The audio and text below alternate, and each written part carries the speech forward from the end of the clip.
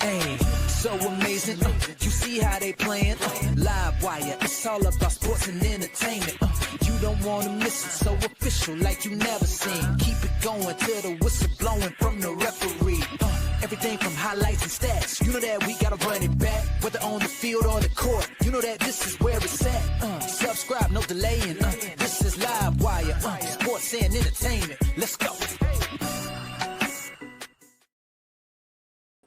All right, what's good, everyone? Welcome to another edition of LiveWire Sports Media. I'm your host with the most. All right, this is your Tuesday Takeover edition. So I had a chance to catch a clip of Jason Whitlock on his YouTube channel. It's called Fearless. He does this little segment called it's like As the World Turns, the soap opera As the World Turns. I guess it's the WNBA terms. And he was pleading with, a number of content creators, which he called out their names and everything like that. But so I took a moment to go over there. I took a part of his clipping, which I'm gonna show y'all in a few minutes. He was pleading that, Caitlin Clark needs to adjust to the Indiana Fever when she comes back, not so much of the Indiana Fever adjusting to her. And he's trying to insinuate that we don't hold Caitlin Clark feet to the fire as us as content creators and as Caitlin Clark fans. Well, myself, I do criticize her when it's need to be criticized, but we see how other stars are treated in the WNBA, and they get treated like royalty, and she's in her second year and she gets treated worse, and sometimes you gotta take the moment to look at this. And Jason, me asking you, because you've been in the game for a long time, and I understand that you sometimes you like controversial takes, and it helps you, and like I said, you've been in the game for a long time. But some of your takes don't have merit. Sometimes they don't have actual facts.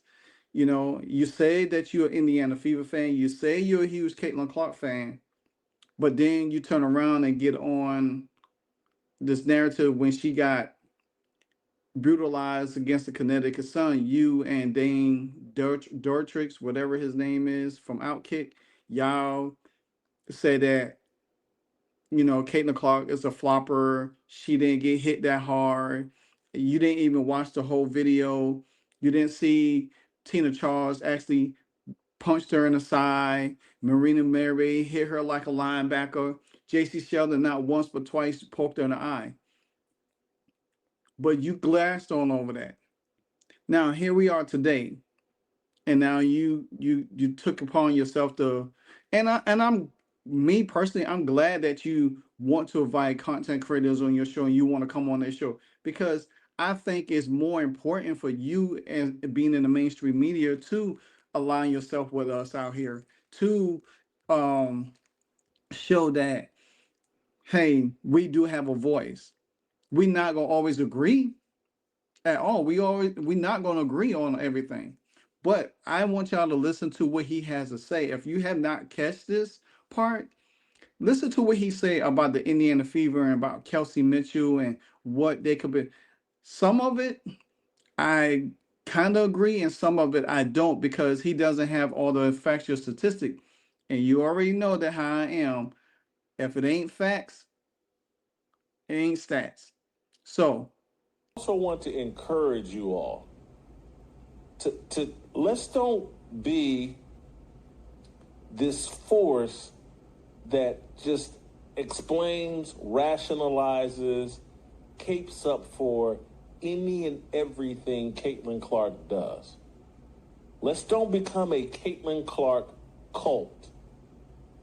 Let's continue to love and support Caitlin Clark with the truth, with things that will help her evolve and elevate. Because, and I get it, I understand how YouTube works, that any headline or any content that is remotely critical of Caitlin Clark is punished. You'll lose subscribers.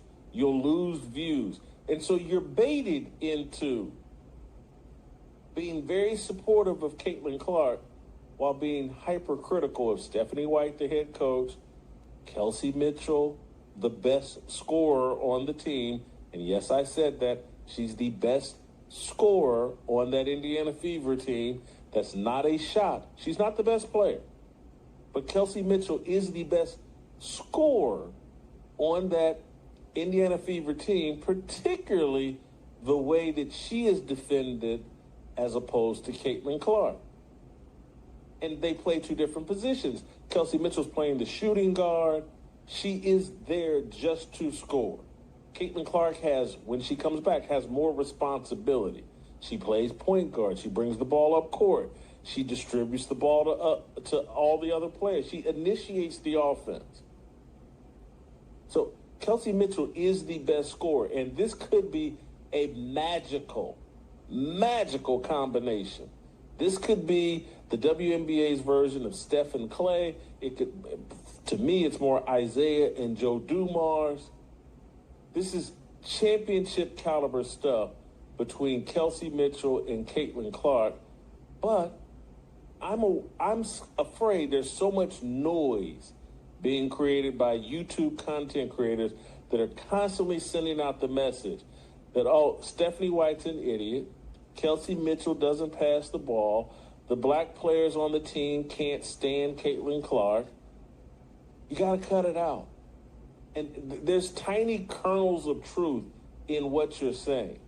But the reality is we have seen enough over the last 2 years, because this streak that Kelsey Mitchell's on right now as a scorer, she's the leading scoring guard in the WNBA, averaging 20.2 points this year. She did this the entire second half of last year as well. There was a point during the second half of last year where I posted, stated, talked about on this show, like, hey, man, the second half of the season, Kelsey Mitchell's been every bit as valuable as Caitlin Clark. And that's a mouthful. Caitlin Clark is the best player on the Indiana Fever team and has a chance to be the best player in WNBA history. But she's got to play a proper role that allows them to win.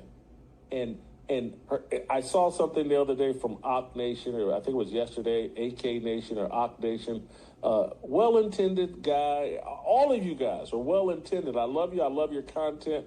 I want to engage with you on my show. I'm willing to come on your show. But everything that Caitlin Clark does isn't right. Caitlin Clark is struggling to play with other great players. And Kelsey Mitchell is a great player. Aaliyah Boston is a great player.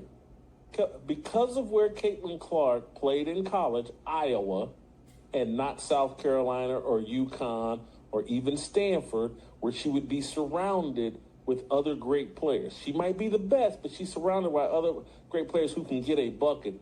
She's struggling to figure that out in the WNBA, that she doesn't have to dominate the ball, jack up three-pointers from 32 feet, 5, 6, 7, 8 seconds into the shot clock.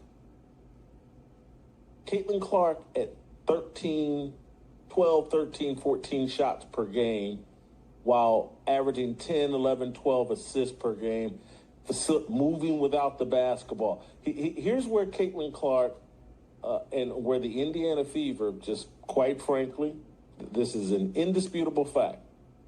They move the ball better when Caitlin Clark isn't on the court. Is Caitlin Clark the best distributor, passer in the league? Yes, she is. But she does it all herself. The ball has to be in her hands for her to create. They have more ball movement and player movement with her out of the lineup when they're doing it as a team. And her dynamic passing has now inspired Aaliyah Boston to be a great passer. Kelsey Mitchell, all of these players, Lexi Hall, these girls women are into passing the ball. And so the ball's going to have to come out of Caitlin Clark's hands a little bit and trust her teammates and move without the ball herself. I saw somewhere, Ock Nation, I think yesterday, was talking about Aaliyah Boston sets better screens for Kelsey Mitchell than he does for Caitlin Clark. And I'm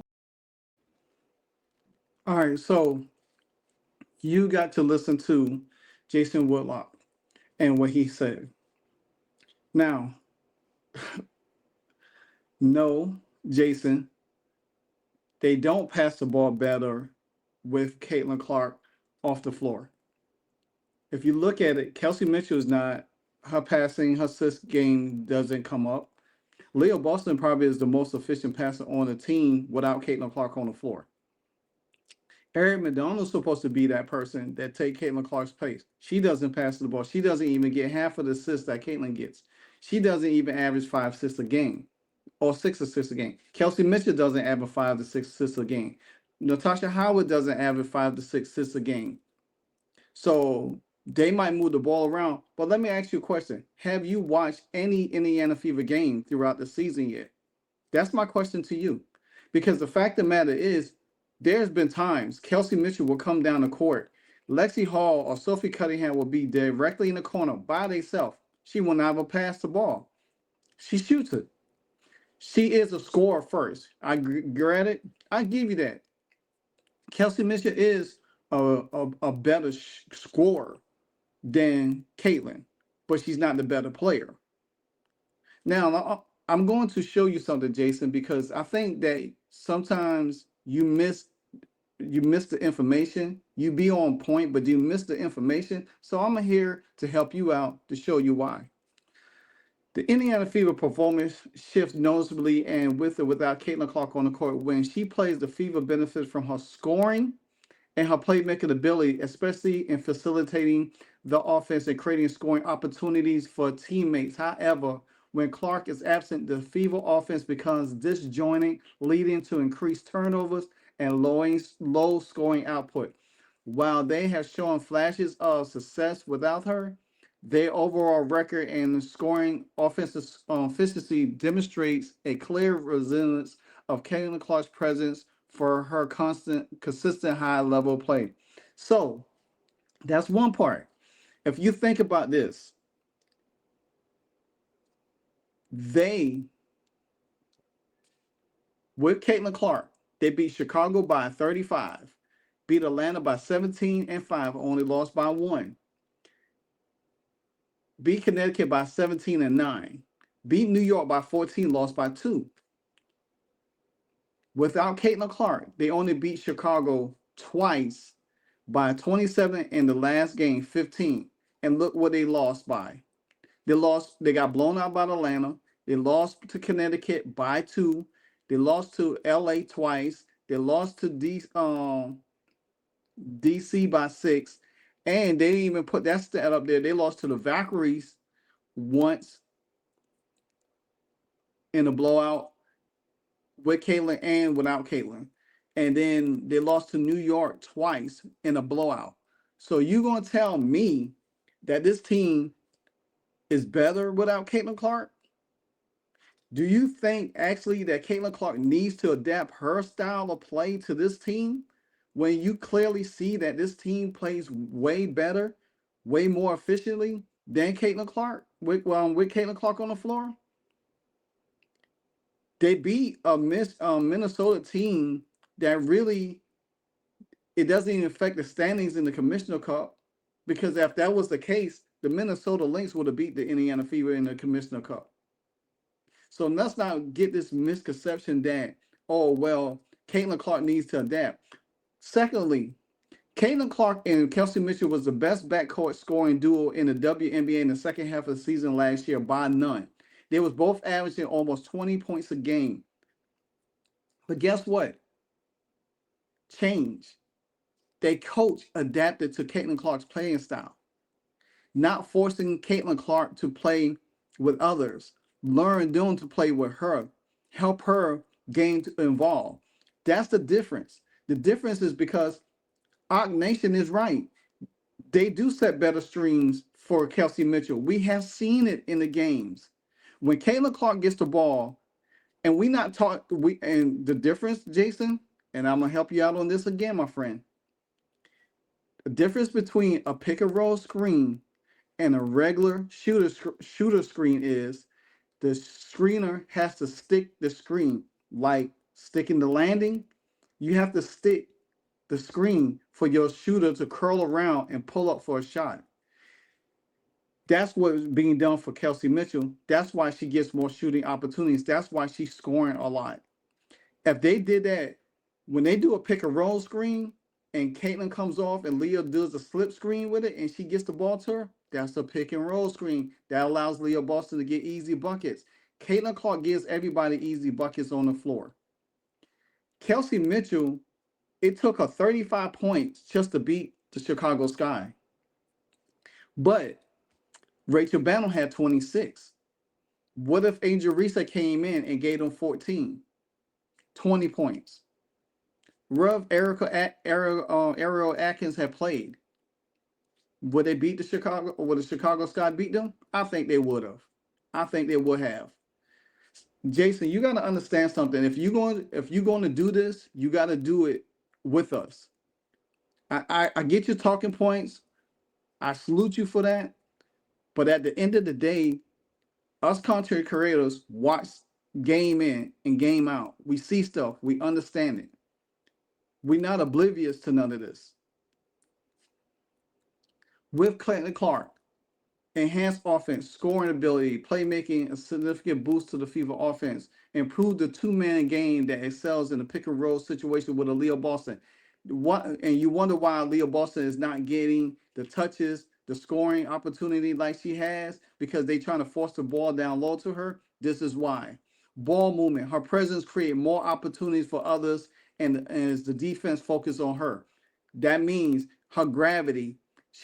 Her gravity pulls everybody to them and make it easy for them. It makes it easier for Kelsey Mitchell or Sophie Cunningham, Lexi Hall, or Natasha Howard. Strong transition game, pushes the pace, move the ball down the court after a rebound, fast break opportunity, and scoring high. I ain't finished with it yet. Without Clark, disjointed offense, low efficiency in the two-man game, increased turnovers, which they turnovers have increased a lot more. Resilience and individual performance, lackadaisical.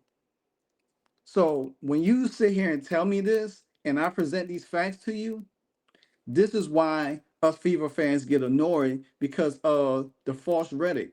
We don't have no problem. Me personally, I could say myself, we don't have no problem going at Caitlin Clark or correcting her game. Do she need more in her package? Yeah. But has her coach put her in positions to make it easy for her? No, she hasn't.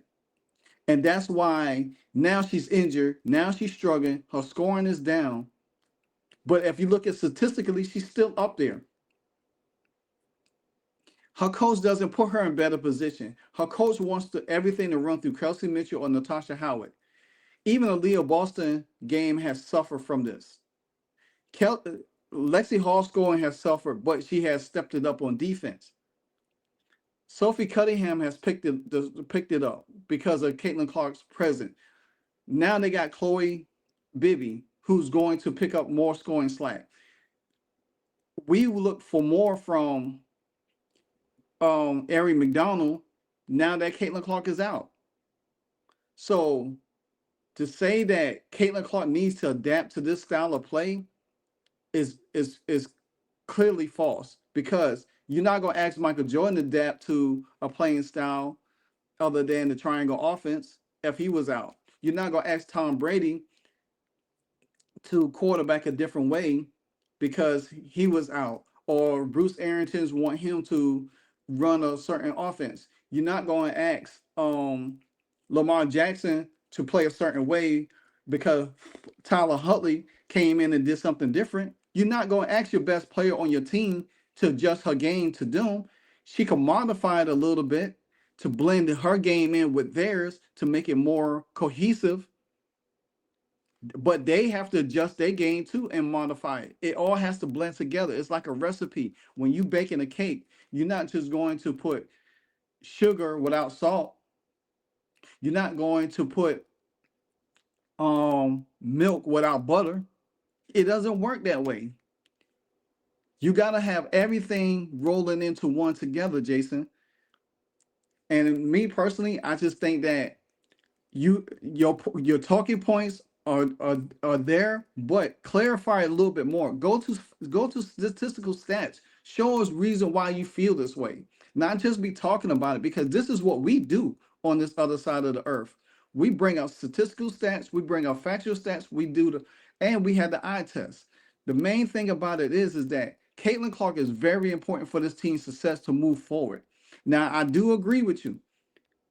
Caitlin Clark and Kelsey Mitchell can be that 1-2 punch to help this team win a championship. But Kelsey Mitchell also has to taper her game too. She just can't be locked in one-sided and do it just because, oh, well, this is how I play, I'm not going to change. And y'all expect Caitlin Clark to change her game. Nah, it doesn't go that way.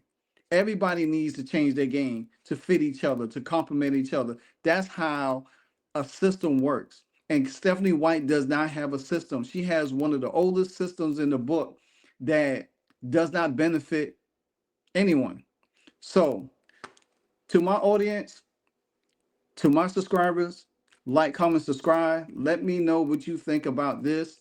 Tell me if I missed on something that you could bring to my attention, because I feel like I have covered it, but sometimes I might miss a little bit. And also, Jason, if you see this video, you could comment as well. Let me know your thoughts. Until then, lock and loaded. This is your Takeover Tuesday edition of LiveWire Sports Media. Hey, you know what it is, because what? If you don't know, now you know. Hey, so amazing. You see how they playing? LiveWire, it's all about sports and entertainment. You don't want to miss it, so official like you never seen. Keep it going till the whistle blowing from the referee. Everything from highlights and stats. You know that we gotta run it back, whether on the field or the court. You know that this is where it's at. Subscribe, no delaying. This is LiveWire, sports and entertainment.